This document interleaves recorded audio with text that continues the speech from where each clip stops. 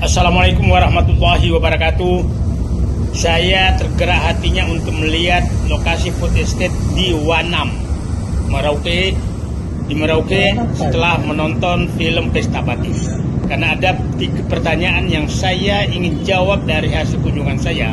Pertama, apakah memang wilayah Merauke ini pantas dijadikan lumbung pangan? Kondisi alamnya cocok. Apakah ini memang terjadi kerusakan lingkungan, penebangan hutan, dan apakah memang ini menggusur rakyat? Itu yang saya ingin jawab. Nah, yang pertama saya menyatakan sesuai keahlian saya bahwa ini memang wilayah yang sangat cocok untuk lumbung pangan. Bayangkan di Papua, di Merauke ini ada 4 juta hektar lahan datar yang bisa dijadikan sawah. Sebagai gambaran, luas lahan tanam padi di Indonesia itu baru mendekati 12 juta hektar. Kalau 4 juta hektar, anggaplah, tapi saya menganggap bahwa ini hanya sekitar 1 juta hektar yang pertama jadikan luas pangan, maka itu akan bertambah luas tanam padi 2 juta hektar. 2 juta hektar artinya hampir 20% dari penambahan luas tanam. Kalau ini sudah jadi. Nah, dan saya melihat bahwa di wilayah-wilayah Merauke ini memang cocok untuk padi. Faktanya rakyat di sana sudah bertanam padi sejak dulu, bahkan sejak zaman Belanda sudah ada di sana.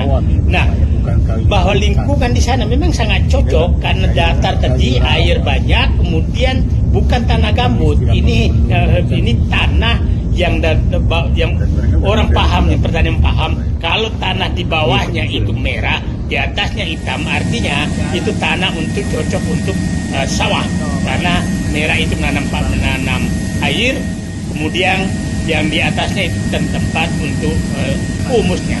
Dan ini hampir semua yang saya kunjungi itu seperti itu kondisi tanahnya.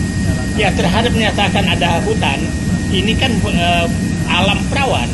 Saya menyaksikan dari udara bahwa memang tanah rawa ini sejak bumi ini ada, ya pohonnya sebesar betis atau paha dari orang dewasa. Artinya memang begitulah kulturnya, bukan hutan yang dimaksud seperti akan menebang hutan yang diameternya 2 meter, nggak ada pohon seperti itu. Nah, saya sampai ingin tahu apakah betul ini gambut apa segala. Saya coba mendaratkan helikopter di wilayah pengembangan itu saya melihat bahwa itu helikopter mendarat aman, tidak jeblos ke bawah, artinya bukan gambut. pH-nya saya cek bukan pH gambut, artinya ini sekali dibangun reaksinya maka padi sawah langsung jadi. Nah, yang isu kedua dan isu ketiga bahwa ini seakan-akan pengembang, dalam ini kita sebutkan aja Haji Isam, ini mendapatkan 1 juta hektar. Perlu saya jelaskan, di wilayah pengembangan ini ada 3 kelompok. Kelompok pertama ada food estate, yang kedua pengembangan bioetanol yang tanahnya 1 juta hektar juga yang diserahkan kepada oligarki pemilik pabrik gula yang ada, yang itu kita sudah tahu semua. Kemudian yang ketiga adalah optimalisasi lahan pertanian yang sudah dimiliki rakyat. Nah, yang 2 sedang berjalan, optimalisasi lahan pertanian dan pencetakan sawah baru. Nah, pencetakan sawah baru ini saya menganggap bahwa pemerintah memang hanya memposisikan kontrak itu adalah sebagai kontraktor, bukan pemilik lahan.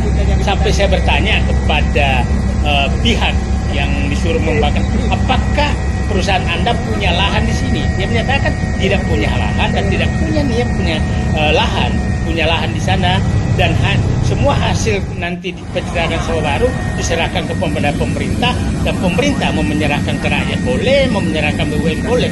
Jadi isu-isu yang dikembangkan seperti itu. Nah, saya melihat ini adalah proyek yang pasti pihak menyatakan bahwa saya hidup menjadi pendukung. Saya mendukung ini karena memang ini proyek strategi nasional yang saya bantah bahwa ini merusak alam, yang saya bantah bahwa ini tidak cocok untuk pertanian, yang saya bantah bahwa ini adalah menyerahkan negara kepada pihak lain. Yang jelas menyerahkan itu adalah yang bioetanol. Kenapa Anda diam? Yang pengembang kita semua ribut.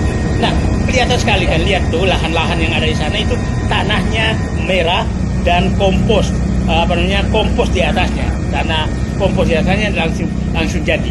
Nah, jadi ini hanya ingin menjernihkan kepada publik sesuai fakta lapangan. Saya menyimpulkan bahwa pencetakan sawah baru di Wanam dan Merauke adalah sangat strategis dan perlu didukung.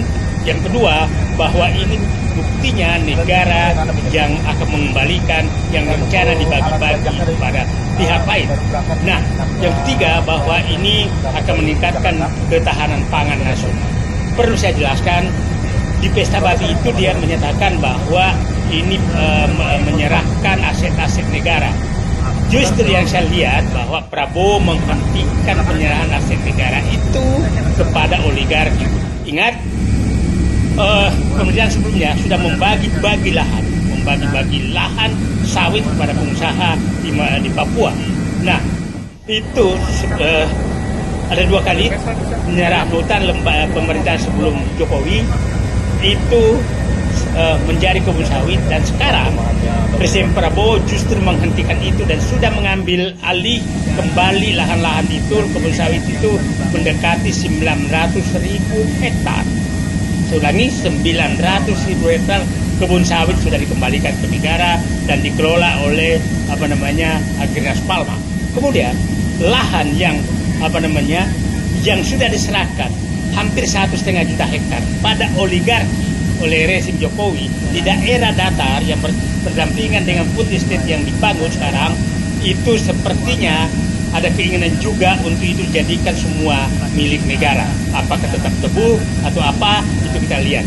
Tapi yang jelas, masuknya kontraktor untuk mengerjakan pencetakan sawah baru di sana, itu adalah dalam rangka pemerintah ingin menguasai kembali lahan yang sudah dibagi-bagi oleh pemerintahan sebelumnya kepada oligarki dengan tujuan utama meningkatkan ketahanan pangan.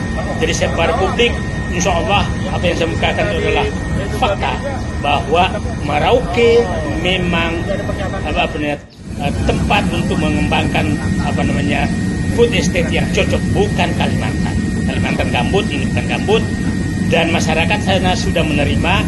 Sekarang itu sedang berkembang, dan yang ditugaskan pemerintah ke sana yang disebut Haji Sam itu saya melihatnya tidak lebih sebagai kontraktor